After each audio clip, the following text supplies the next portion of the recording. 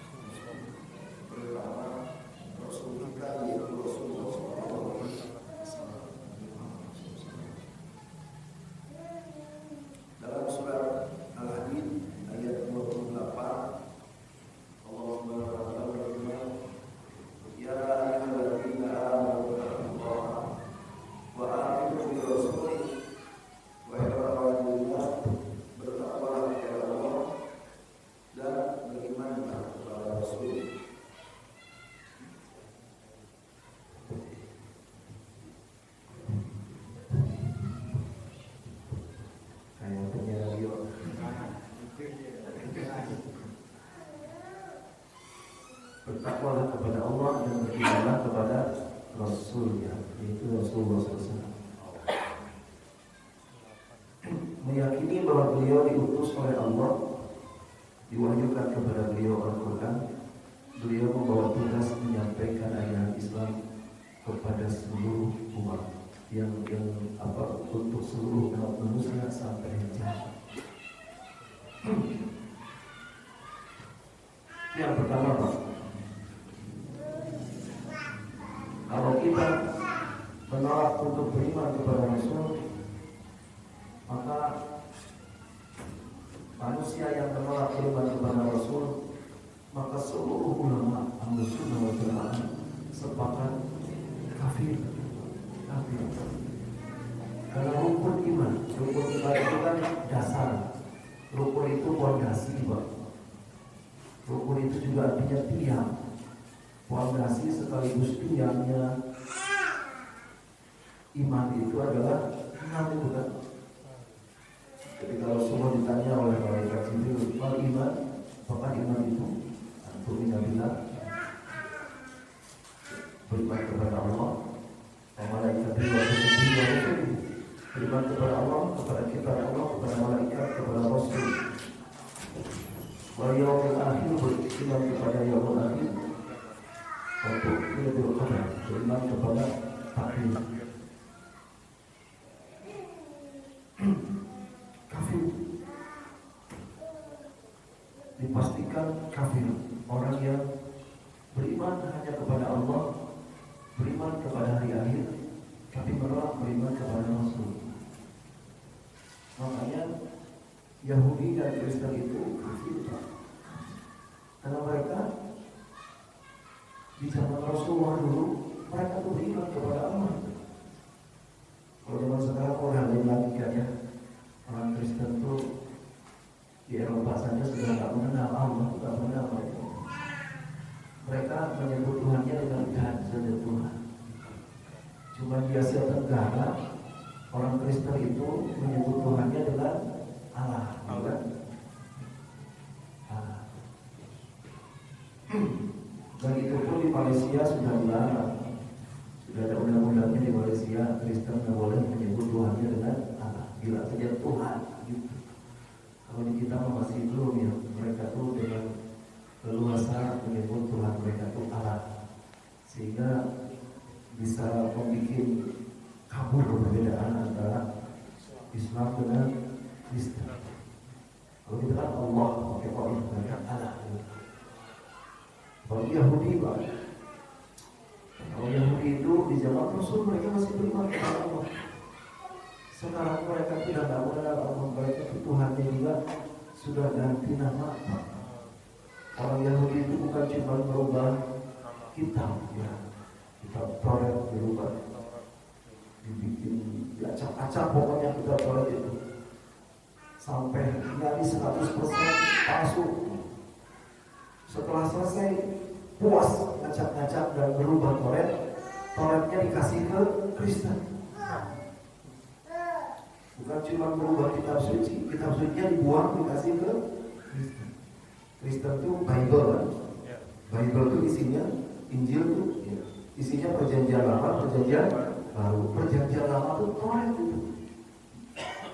Sedangkan orang Yahudi itu setelah merubah kitab Taurat, kemudian setelah berubah kasih ke Kristen, mereka nulis kitab suci lagi, betul-betul 100% karangan rahib-rahib Yahudi, disebutnya Talmud. Nggak puas melakukan kesesatan sampai di situ, mereka pun pada akhirnya mengganti Tuhan mereka itu. Yang di zaman Rasul mereka masih percaya Allah, cuma mereka menolak Muhammad sebagai Rasul. Di zaman sekarang orang Yahudi tahu nggak Tuhannya siapa? Orang Yahudi itu Tuhannya disebutnya itu Yahweh. Mereka menyebutnya itu Yahweh. Ada Yahweh. Nyebutnya beda-beda. Yahudi Afrika, Yahudi Asia, Yahudi Eropa, beda-beda nyebutnya. Kenapa? Yahweh itu tidak ada huruf vokalnya. Y-H-W-H. Jadi bacanya gimana tuh? Ada huruf vokalnya. beda-beda. Ya iya boleh ini Tuhan. Jadi kalau zaman sekarang Kristen maupun Yahudi Tuhannya udah lain, bukan Allah lagi. Kalau zaman Rasul mereka masih percaya kepada Allah. Tapi apa yang menyebabkan mereka itu tetap kafir? Di zaman Rasul pun mereka divonis kafir karena mereka menolak beriman kepada Rasul sebagai utusan Allah. Itulah yang pertama, kewajiban kita kepada Rasulullah itu adalah beriman bahwa beliau adalah utusan Allah.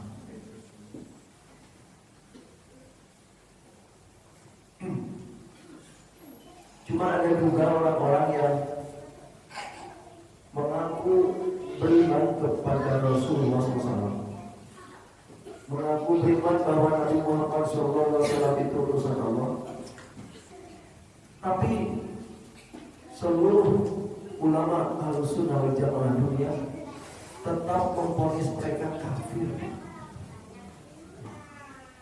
Kenapa ya? Mereka mengklaim beriman kepada Allah, kepada malaikat, kepada Al-Quran, kepada Rasulullah, beriman kepada hari akhirat, mereka beriman kepada qada dan qadar, mereka beriman. Mereka mengklaim beriman kepada rukun iman yang 6. Tapi seluruh ulama dunia Ahlussunnah wal Jamaah memvonis mereka kafir. Kenapa? Karena keimanan mereka kepada Rasulullah itu tidak lengkap. Dan itu fatal. Artinya begini, mereka beriman bahwa Muhammad itu Rasulullah, utusan Allah. Tapi mereka tidak menolak, meyakini bahwa Muhammad itu adalah Rasul terakhir. Makanya keimanan kita kepada Rasulullah itu harus lengkap setiap menjadi bahwa beliau itu utusan Allah yang terakhir. Mereka meyakini beliau Rasulullah tapi bukan yang terakhir. Setelah Rasulullah itu masih ada Rasul lagi, namanya Mirza Ghulam Ahmad, orang India. Siapa mereka ini Pak? Namanya di Indonesia ini? Namanya itu adalah Ahmad. Hati-hati kalau Bapak nanti berpergian ya, datang waktu zuhur, waktu asar, datang waktu sholat, mampir di masjid pinggir jalan, lihat dulu tuh. Kalau ada tulisan di atasnya itu Jamaat Ahmadiyah, jangan sholat di situ, apalagi jadi makmum di situ. Itu orang kafir coba. Mereka mengakui ada Rasul setelah Rasul,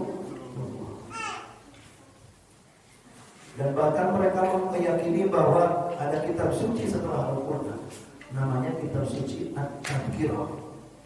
Ya, di perpustakaan di pesantren saya ada tuh kitabnya tuh Pak, tebal sekali itu, lebih tebal dari Quran itu, At-Tadhkirah.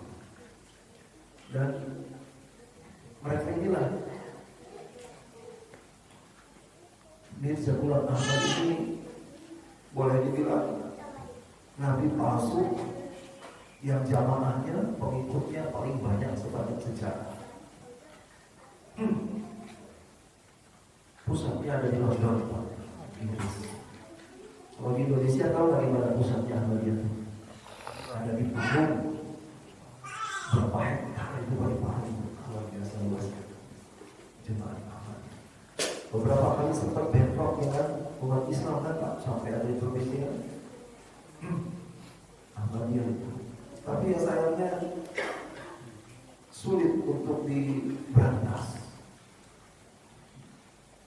Kenapa? Karena di negeri kita itu sudah kandung hak asasi manusia, konsep tentang hak asasi manusia sudah dianggap lebih sakral dibanding ajaran agama, sehingga susah Pak itu diberantasnya.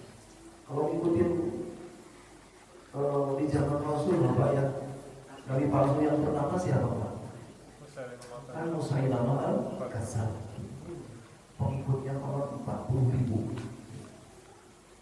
Menjelang Rasul meninggal sudah muncul tuh Musailamah al-Kadzdzab di Yaman, sudah muncul pengikutnya ribuan. Dan Nabi Muhammad sudah menyiapkan pasukan untuk melepas mereka, tapi beliau berubah. Maka diteruskanlah penindakan dan tindakan tegas kepada pengikut Nabi palsu dan pengikutnya itu di zaman Khalifah Abu Bakar Siddiq. Bagaimana disikapinya ini? Aliran sesat pertama nih Nabi palsu ini. Bagaimana disikapinya? Ditumpas Pak Nabi, dikirim pasukan. Malah itu 40.000 ditumpas. Musailmah al-Kadzdzabnya pun dipenggal di dalam sebuah kebun oleh Wahsy. Wahsy itu yang nolak Hamzah. Beliau lah yang membunuh Musailmah al-Kadzdzab. Tadi dipenggal, ditolak. Wahsy itu kan pernah membunuh Hamzah radhiyallahu anhu mengalami di perang Uhud. Setelah kota Mekah ditaklukkan, beliau masuk Islam. Tapi Rasulullah SAW itu suka seperti enggan ketemu sama Wahsy. Padahal beliau sudah masuk Islam dan sudah diampuni segala kesalahannya, sudah dimaafkan sama Rasul. Tapi Rasul itu seperti suka enggan ketemu Wahsy. Kenapa? Karena bukan benci ya, Rasulullah itu maha pemaaf. Rasulullah itu sangat pemaaf. Bukan benci, beliau yang ketemu Wahsy itu karena setiap melihat mukanya Wahsy suka kebayang pamannya itu. Sedih beliau ingat pamannya itu Hamzah yang ditombak sama Wahsy itu, kemudian dibelah dadanya oleh Hindu sampai jantungnya dikunyah-kunyah itu Hamzah itu. Rasulullah itu ingat sama pamannya itu, gitu ya. Jadi beliau itu suka seperti itu ketemu Wahsy. Dan Wahsy itu sedih sekali gitu. Dengan sikap Rasul seperti itu, beliau sedih sekali gitu. Maka beliau kemudian bersumpah dan berdoa kepada Allah itu. Ini tombak yang pernah aku pakai untuk membunuh Hamzah paman Rasul, aku akan memakainya untuk membunuh manusia yang paling dibenci oleh Rasul. Tombak yang pernah aku pakai untuk membunuh orang yang paling dicinta oleh Rasul akan aku gunakan untuk membunuh orang yang paling dibenci sama Rasul. Beliau berdoa seperti itu kepada Allah, dikabul. Beliau lah yang membunuh Musailmah al-Kadzdzab.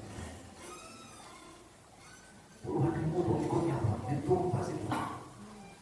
Kenapa? Karena kesucian ajaran agama Islam itu lebih berharga dibanding nyawa manusia itu.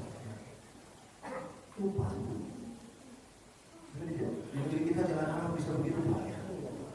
Ahmadiyah jangankan ditumpas Pak. Ahmadiyah di demo saja banyak yang belain.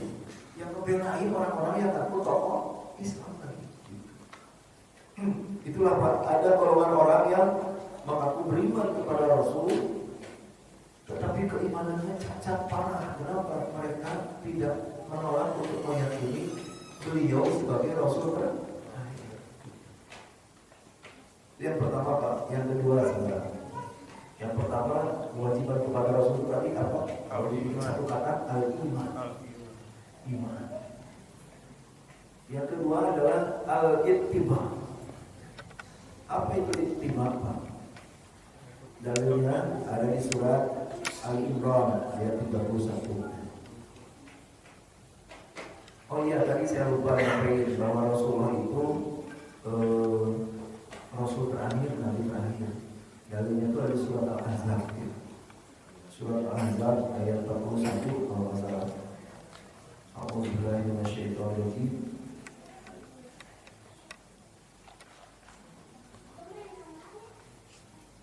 Maka Muhammadun ayat 40, maka Muhammadun aba ahli rijalikum walakin Rasulullah wa khataman nabiyyin. Tidaklah Muhammad itu bapaknya salah seorang laki-laki di antara kalian. Karena memang Nabi Muhammad tidak punya anak laki-laki, pernah punya lagi meninggal. Maka Muhammad aba ahli rijalikum. Nabi Muhammad itu bukanlah bapak salah seorang laki-laki di antara kalian. Walakin Rasulullah, tetapi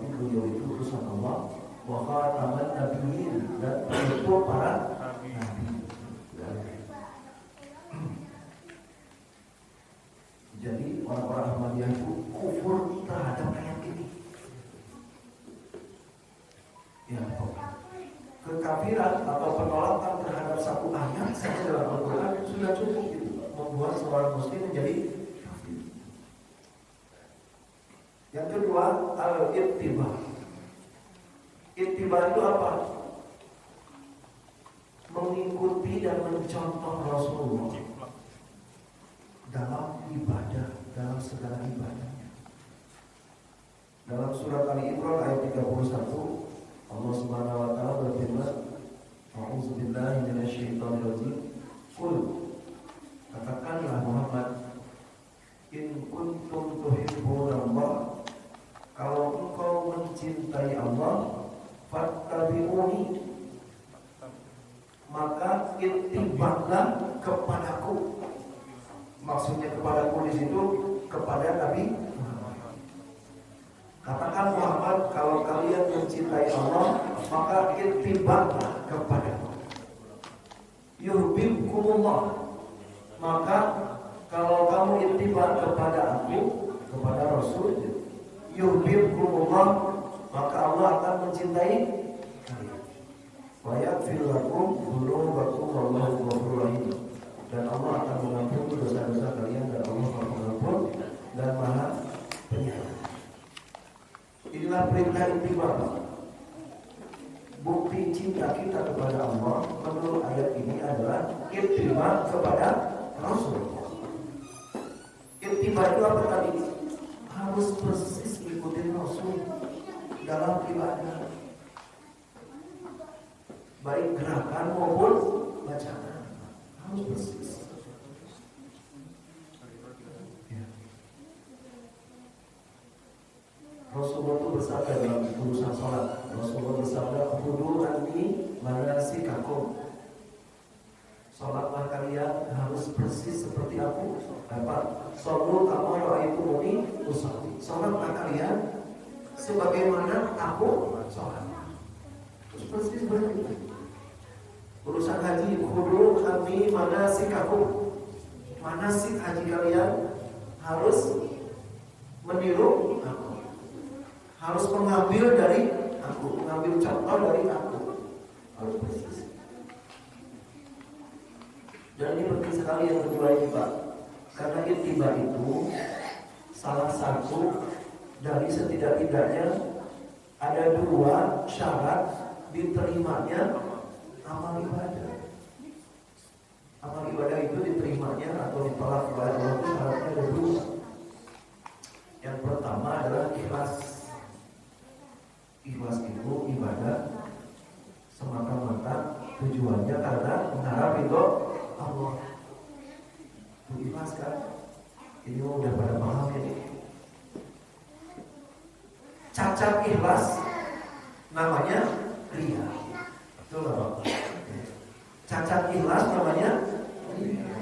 Beribadah karena ingin dipuji oleh manusia atau ada motivasi dunia. Syarat itu ikhlas itu syarat batin yang ada di dalam jiwa kita, dalam hati. Ya. Makanya ria atau tidaknya seseorang kita nggak bisa nebak. Jangan terlalu cepat menuduh orang ria, karena ria itu urusan hati, Pak. Bisa malah kita yang dosa yang menuduh orang ria. Syarat kedua, diterimanya ibadah itu syarat zahir. Kalau tadi syarat batin itu ikhlas, syarat zahir yaitu ittiba. Ibadah itu harus sesuai dengan yang dicontohkan oleh Rasul. Dalam hal apa? Semuanya Pak. Dalam hal bacaan maupun gerakan harus sesuai. Cacat ittiba itu namanya apa? Cacat ittiba. Kalau cacat ikhlas namanya riya. Kalau cacat ittiba namanya bid'ah. Namanya bid'ah. Beribadah tidak sesuai dengan contoh dari Rasul. Ada yang ditambah, bid'ah itu tiga macam. Ada yang ditambahin, ada dikurangin, ada dirubah. Tambah, dikurang, dirubah. Tiga cara yang bikin bid'ah. Jadi penting yang kedua ini, intiman, ikuti sunnah Rasul dalam ibadah. Di akhirat nanti itu Pak ya, yang paling malam itu bukan orang-orang yang tidak ibadah, bukan orang-orang yang malas ibadah, yang paling malam. Yang paling malam di akhirat itu adalah orang-orang yang rajin ibadah, tapi ibadahnya salah. Dia celingak-celinguk di akhirat itu nyari pahala, ternyata jangan sampai kita termasuk orang seperti itu, Pak. Banyak orang celaka di akhirat bukan karena kurang ibadah, tidak ibadah, Pak. Lihat buktinya, Pak. Lihat di surat Al-Ghasyiyah. Surat Al-Ghasyiyah di juz apa Al-Ghasyiyah? Alhamdulillah, bismillahirrahmanirrahim. Hal ataka hadithul Ghasyiyah. Sudahkah datang kepadamu cerita tentang Al-Ghasyiyah hari kiamat? Wujuhun yawma idzin khasyiyah. Wajah-wajah manusia dan jin di hari itu khasyiyah. Apa khasyiyah? Hina, bertunduk hina, takut itu khasyiyah. Kenapa wajah-wajahnya terlihat hina, Pak? Bertunduk dengan hinanya khasyiyah. Kenapa? Amilatun nasibah. Amilatun itu kata para ulama tafsir rajin beramal. Amilatun rajin beramal, rajin beribadah, rajin berbuat baik. Nasibah tapi sia-sia. Jadi bukan nggak beramal, bukan malas beramal. Rajin beribadah, rajin beramal, tapi amalnya nasibah, sia-sia. Betul nggak Pak saya bilang? Lebih malah yang tidak beribadah, apa yang beribadah, ibadahnya ditolak. Amilatun nasibah. Maka suka ada yang tanya, Ustaz gimana sih biar persis ibadahnya? Kan Rasulnya sudah meninggal ribuan tahun yang lalu. Caranya adalah hadir di majlis taklim. Ya, para ulama menyampaikan beragam hadis-hadis tentang ibadah. Semakin rajin mendengar penuturan para ulama tentang hadis-hadis Rasul yang sahih tentang tata cara ibadah, maka semakin lurus ibadah kita ini. Amilatun nasibah. Itulah dua syarat dari ibadah.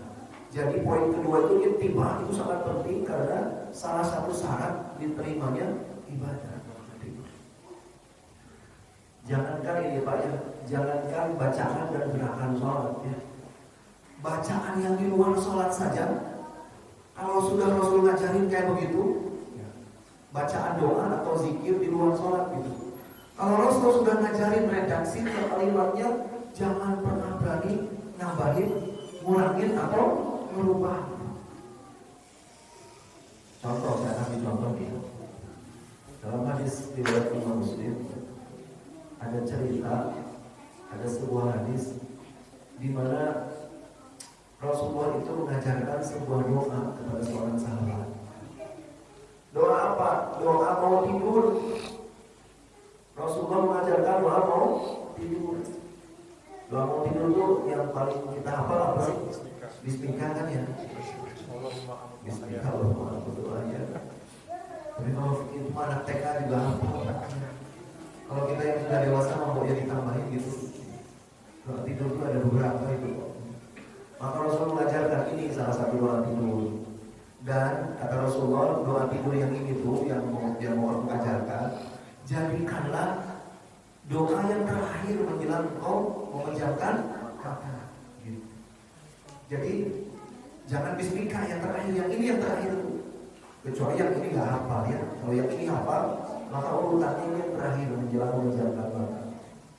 Diajarkan sama Rasul, ternyata doanya cukup panjang. Mudah-mudahan sudah pada hafal di sini. Ini hadisnya hadis sahih dari Muslim. Allahumma aslamtu wajhi ilaika. Apa tulisannya? Allahumma aslamtu wajhi ilaika wa fawwadtu amri ilaika wa alja'tu dhahri ilaika raghbatan wa rahbatan ilaika, la malja wa la manja minka illa ilaika. Amantu bi kitabika alladzi anzalta wa bi nabiyyika alladzi arsalta. Saya ulangi Pak, di ujungnya itu ada kata-kata amantu bi kitabika alladzi anzalta. Kami beriman kepada kitab yang Engkau turunkan, wa bi nabiyyika alladzi arsalta, dan kepada nabi yang Engkau utus. Setelah diajarin itu doa, Rasul bilang coba diulang. Gitu ya, ngetes ya. Udah hafal belum? Emang sahabat Rasul tuh ingat, orang Arab memang ingatannya kuat ya. Sekali diucapin sama Rasul, suruh diulang. Dia udah nyaris hafal tuh. Beliau pun ulang nih. Allahumma salatu wajhi ilaika wa qarbi ilaika wa jabtuhu ilaika. Lanjut. Cuma ada satu kata yang keliru, satu kata loh Pak. Saya ulangi di ujungnya. Amantu bi kitabika alladzi anzalta. Rasul kan bilang wa nabiyyika alladzi arsalta. Dia bilang wa rasulika alladzi arsalta. Harusnya apa tadi? Wa nabiyyika. Dia bilang wa rasulika. Artinya sama nggak sih Pak? Nabi dengan Rasul sama sebenarnya kan? Betul nggak? Kalau menurut kita mesti tolerir aja gitu loh. Orang sama artinya Nabi kan dengan Rasul kan sama-sama manusia yang diturunin wahyu gitu loh. Meskipun ada perbedaan definisinya sedikit ya. Kalau Nabi itu untuk dirinya, kalau Rasul itu ditugaskan menyebarkan gitu kepada orang. Tapi sama-sama dapat wahyu gitu. Apa jawaban Rasul ketika dia salah itu? Dia bilang wa rasulika alladzi arsalta. Harus salah. Salah. Wa nabiyyika. Dikoreksi sama Rasul. Bukan itu. Wa nabiyyika. Padahal itu bacaan di luar sholat. Doa menjelang tidur. Udah gitu kesalahannya kata-katanya sama maknanya. Tapi semua dikoreksi. Suruh benar. Inilah bukti bahwa dalam ibadah itu segala bacaan, segala gerakan kalau sudah ditetapkan sama Rasul, jangan berani berkreativitas gitu loh. Jangan berani berkreativitas. Jadinya malah bid'ah. Tapi memang ada ibadah-ibadah yang ghairullah namanya, yaitu ibadah yang tata caranya sama sekali tidak ditentukan sama Rasul. Nah inilah wilayah kreativitas, silakan. Contoh, kalau ilmi fardhatun, menuntut ilmu itu wajib. Gimana caranya menuntut ilmu? Rasulullah nggak kasih tahu caranya. Maka mau majlis taklim kayak begini boleh, mau kuliah boleh, mau pesantren boleh, mau baca buku, mau lihat YouTube boleh, silakan. Itulah wilayah kreativitas. Kalau yang ditetapkan kayak umroh, kayak haji, kayak sholat, apalagi jangan pernah berani nambah-nambahin. Jangan akan cuma bacaan, bukan gerakan. Itu tadi Pak, bacaan. Cuma salah, beda satu kata saja.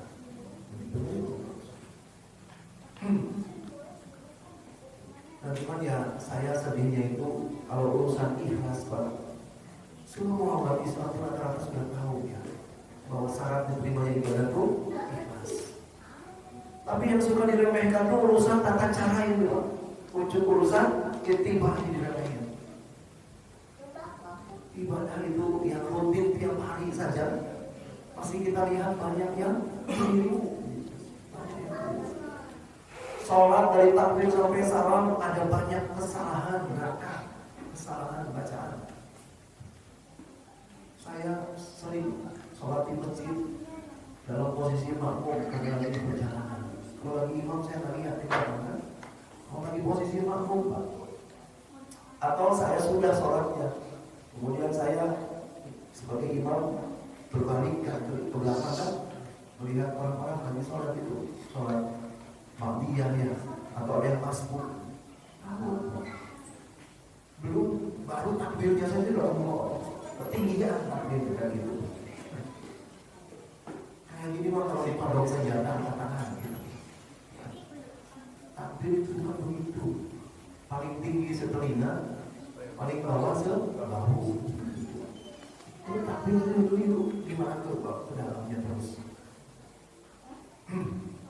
Makanya biar ibadah tidak salah, selain majelis taklim juga rajin-rajin cross check gitu. Kita itu kalau urusan dunia rajin cross check gitu.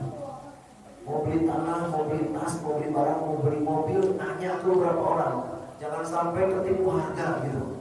Ya nggak Pak, kalau mau beli barang cek ya. Mau beli barang online saya cek Tokopedia, Shopee, cek. Jangan sampai kita ketipu kemahalan, cek Pak. Mau beli tanah ngecek, jangan sampai banjir, jangan sampai harganya kemahalan. Berobat ke dokter, ngecek, cross check. Kalau Bapak berobat ke dokter, kata dokter jantung, Pak ini Pak, percaya nggak sama dokter? Enggak. Biasanya nanya ke beberapa dokter kan, kalau beberapa dokter sudah sepakat jantung baru percaya. Itu urusan dunia, tapi urusan akhirat Pak. Saya negur orang, kok begitu takdirnya, kok begitu rukunya gitu. Siapa yang ngajarin? Kapan terakhir belajar sholat? Banyak yang jawab, saya diajarin sholat seperti ini itu sama guru SD katanya Pak. Padahal dia umur 50 tahun, belum pernah ngecek lagi gitu, coba di cross check. Memangnya yang ngajarin sholat kita ketika SD itu, memangnya Nabi nggak mungkin salah gitu. Jadi urusan akhirat harus sama dengan dunia, harus rajin cross check, tanya coba betul nggak sholat kayak gitu. Itulah ittiba. Jangan sampai kafilatun nasib baca aja ya. Kita pilih dulu gimana apa sampai bisa saja. Kalau ini berdua aja. Berdua iman sama al-ittiba. Mudah-mudahan bermanfaat. Kita pilih